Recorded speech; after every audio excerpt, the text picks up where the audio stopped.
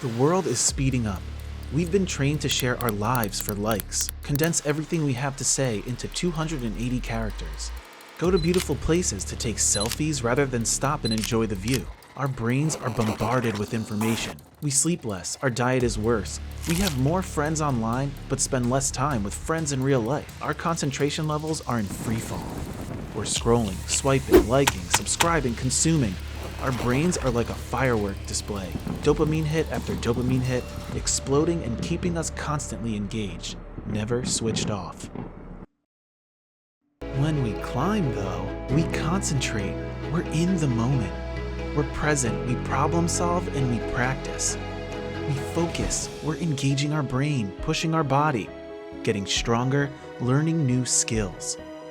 And not only that, but it teaches you to persevere. That you can fail, but keep trying, and eventually,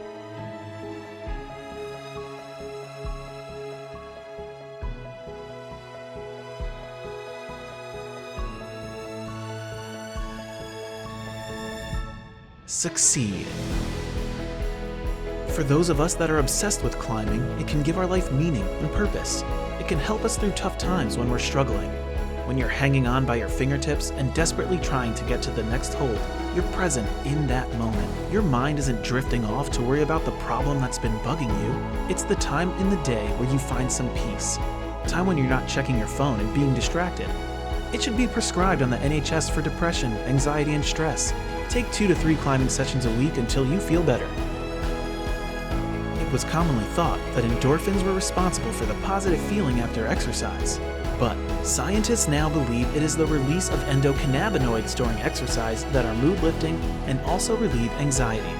Regular exercise has a longer effect and causes neurogenesis, which is when new brain cells grow and damaged cells are regenerated.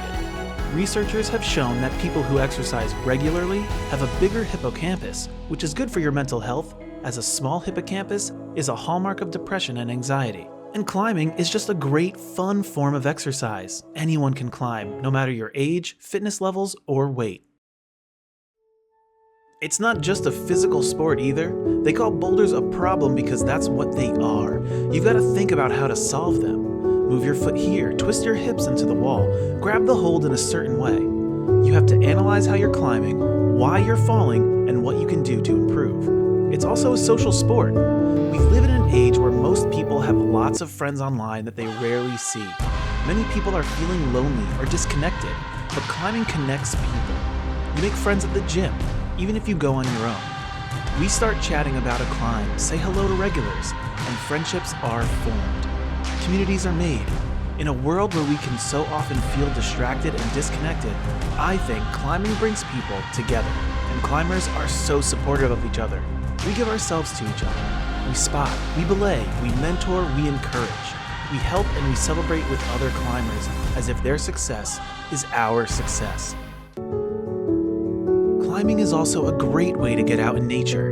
The average person spends 40% of their waking hours looking at a screen, but we're getting busier. And we think we're good at multitasking, but actually our brains are not good at it at all. The average office worker spends only 3 minutes on one task before getting distracted. Our brains are getting fatigued, but being in nature is calming. It gives your brain time to rest.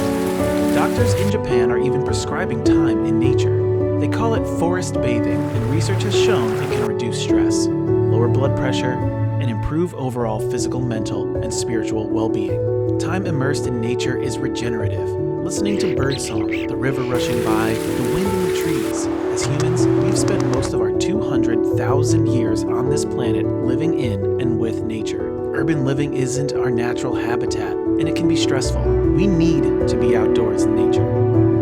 And climbing can take you to some of the most beautiful places. Climbing outdoors can be harder than indoors at times, but it's so much more rewarding. The NHS says there are 5 steps to mental well-being, and climbing covers all 5 of these.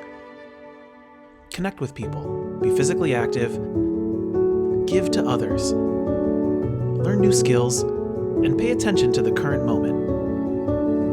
If you're already a climber, I think you probably know how lucky you are to have found climbing. And if you're not, give it a go. I think you might like it.